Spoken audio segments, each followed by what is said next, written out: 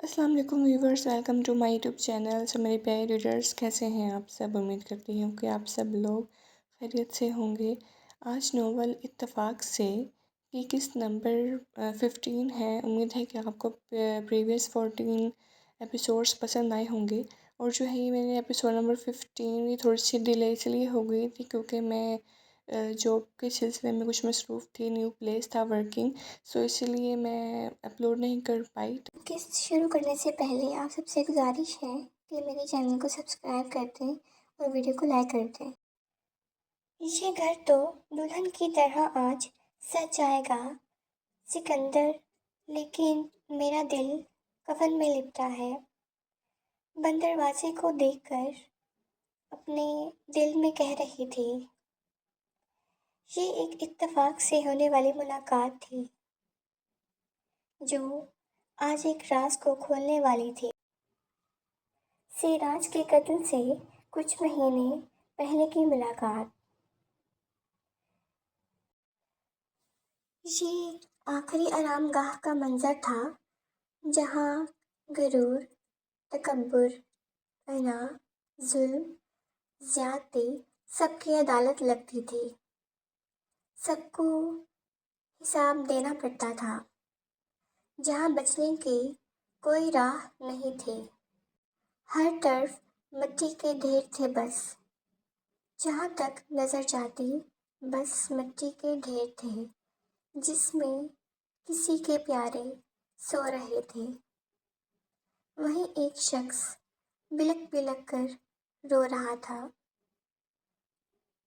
मिट्टी पर हाथ फेर रहा था, जैसे अपने प्यारे को प्यार कर रहा हो। उसके आंसू मिट्टी पर गिर रहे थे। पूरा कब्रिस्तान उसकी आहो पुकार से तड़प उठा था। मैं हार गया यार, मैं हार गया। मुझे माफ कर दे। मैं लड़ नहीं सका।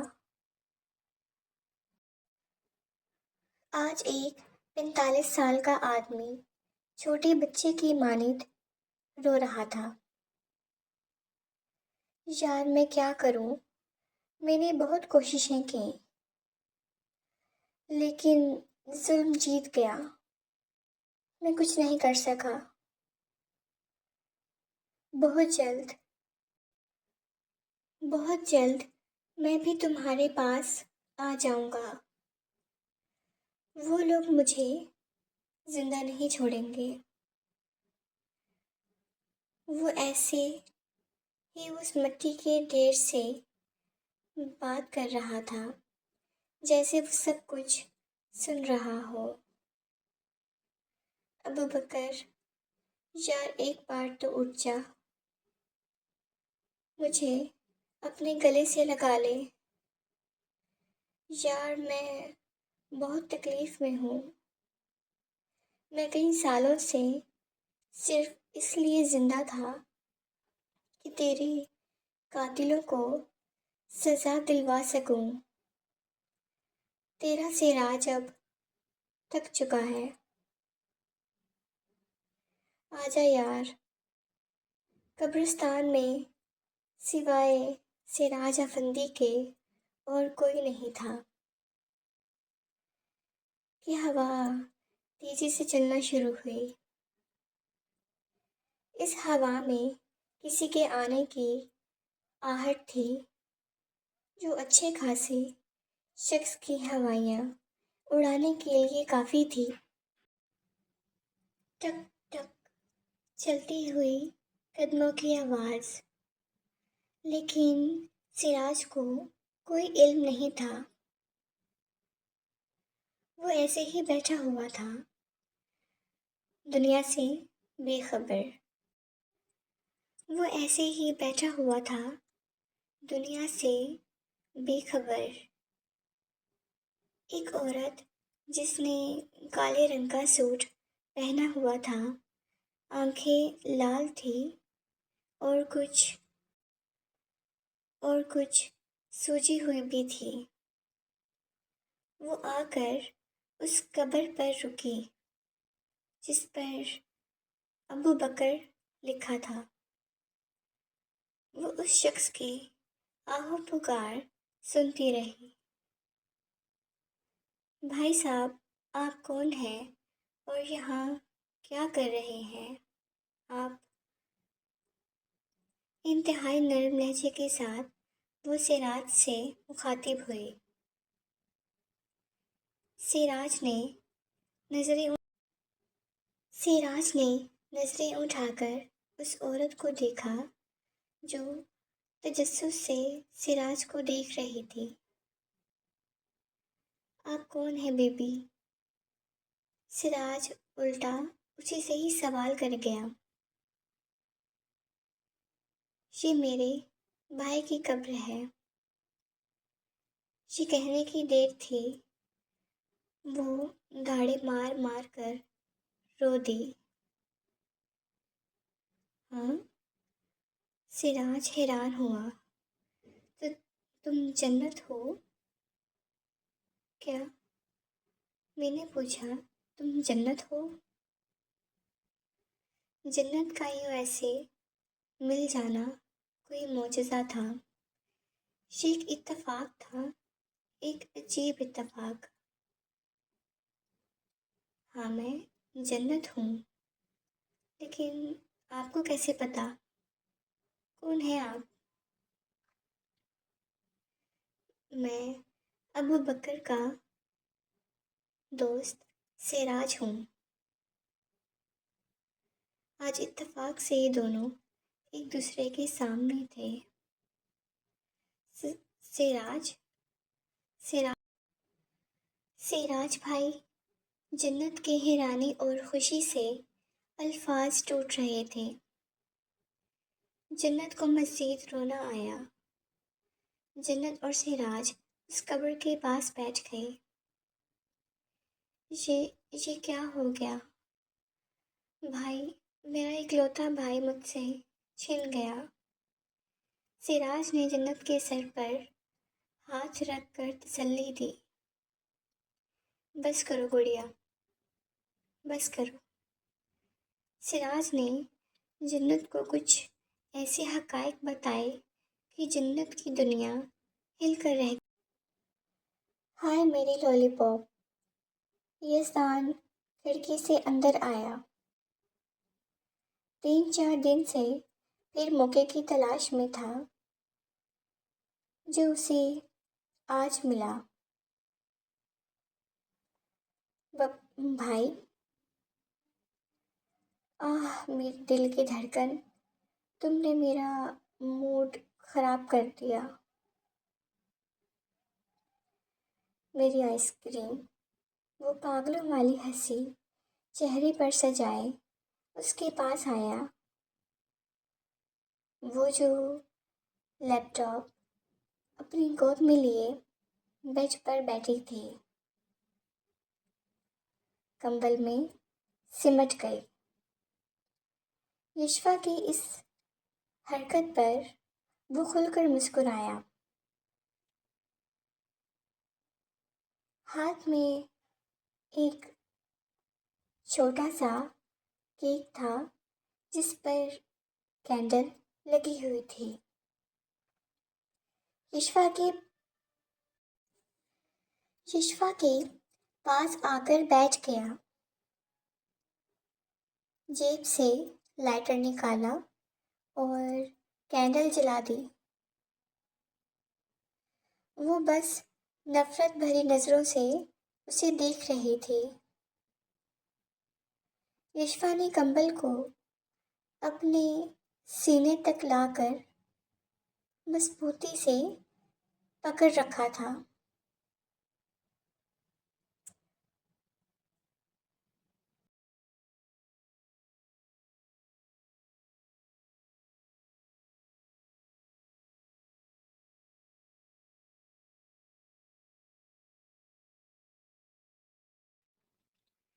डोंट क्राई माई बेबी, उंगलियों के बोर से यशवा के आंसू साफ किए।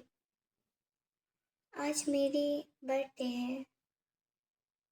मैं चाहता था कि तुम मेरी सालगिरह का केक काटो। चलो अब जल्दी से चलो अब जल्दी से कैंडल बुझा दो। क्या? मैंने कहा कैंडल बुझा दो।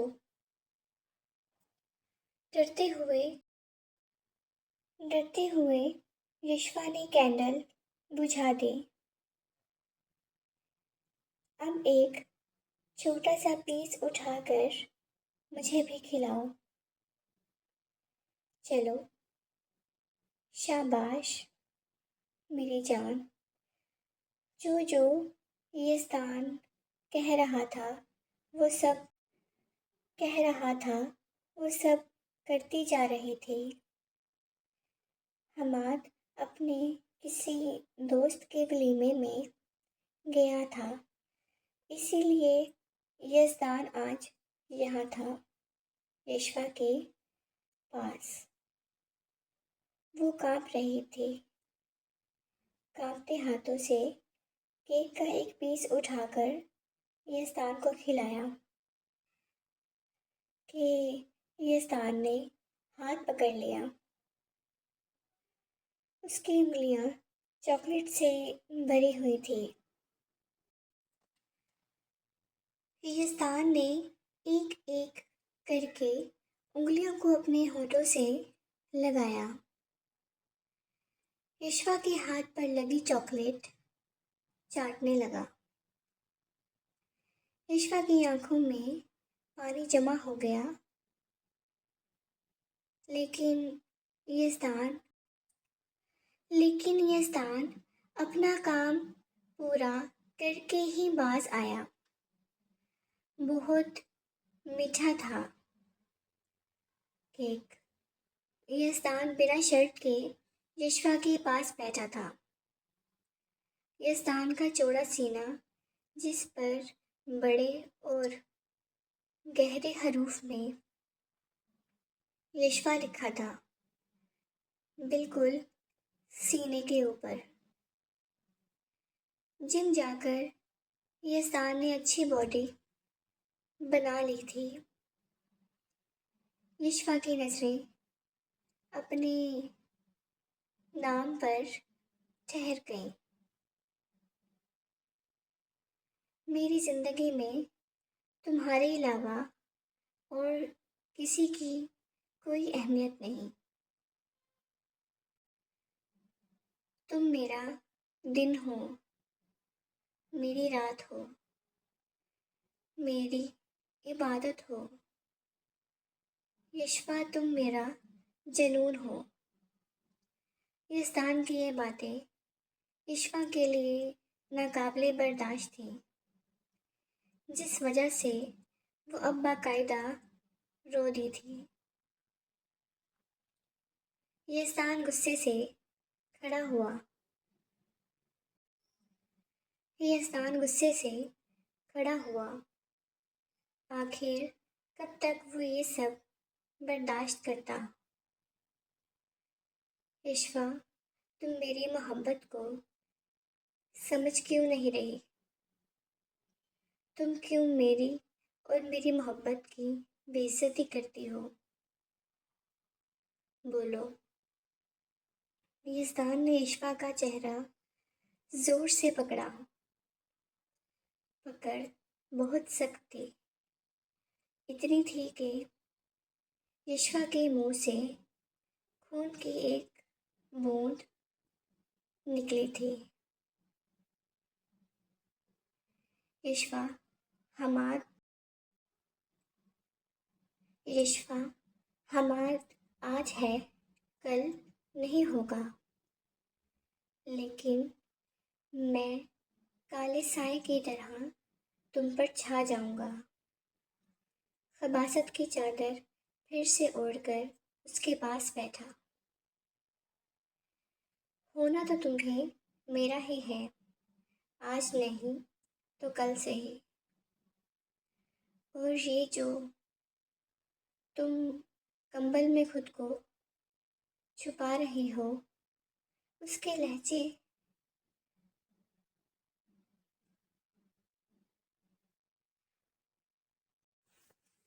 उसके लहजे में गरूर था। बहुत जल्द ही ये कंबल तो क्या, तुम्हारे जिस्म को छुपाने वाला एक एक कपड़ा खुद उतारूंगा। और ये जो आंसू हैं, इन्हें मेरी शिद्दतों के लिए संभाल कर रखो, काम आएंगे। आई लव यू जान। गाल को चूमता हुआ बेड से उठ गया। हाँ, एक और बात, आज हम एक पार्टी पर जाएंगे, तैयार रहना। शाम 7 बजे मैं दोबारा आऊँगा। कोई अच्छा सा लाल रंग का लाल रंग का सूट पहन लेना, ओके? वो बस खामोशी से सर हिला गई। यस्तान के जाने के बाद लिशफा फूट फूट कर रो दी। अल्लाह, क्या मेरी किस्मत में बस रोना ही है? 2 मिनट के बाद मोबाइल पर एक पीप बजी। चेहरा साफ करके मोबाइल स्क्रीन देखी।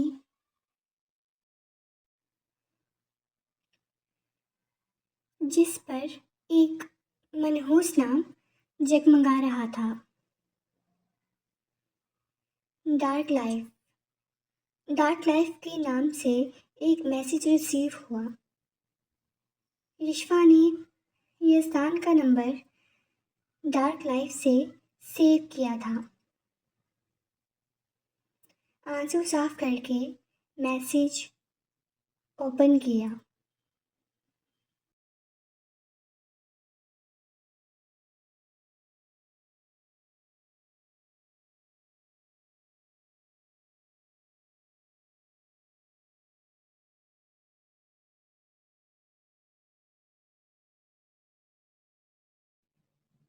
कोई शेर लिखा था, यूं ना करो बेकाबू मुझे अपनी अदाओं से।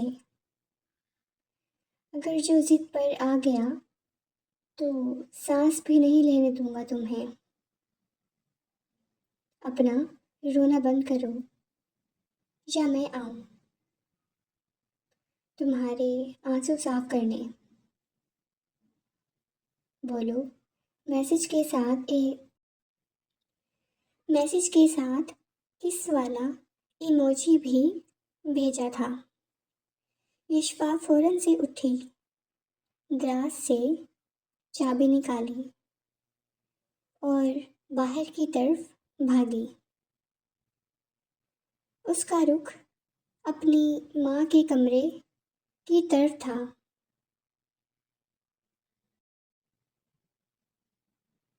वो अपनी माँ के कपड़ों में कुछ तलाश कर रही थी। ये वो सामान था जो अनमोल के मरने के बाद लाया गया था, उसी कमरे में जहाँ इसकी माँ शादी से पहले रहती थी। इस कमरे की डुप्लीकेट चाबी एक यशवा के पास और उसकी नानों के पास होती थी।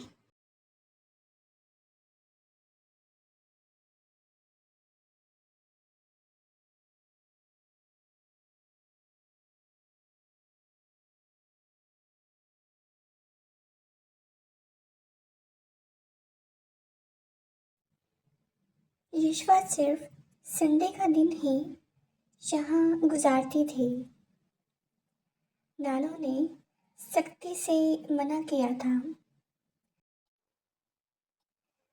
बस एक दिन की इजाज़त दी थी। यशफा, मेरी बच्ची, तुम यहाँ क्या कर रही हो? वो वो ना, क्या वो? और ये कपड़े क्यों निकाले हुए हैं? ये तुम्हारी माँ के कपड़े हैं जो उसे पहनना नसीब नहीं हुए। अपने दुख को अपने अंदर छुपाया, यशवा से नजरें चुरा ली। यशवा को अपनी फिक्र लाहक थी। नानो, मुझे कोई लाल रंग का जोड़ा मिल सकता है? मेरे पास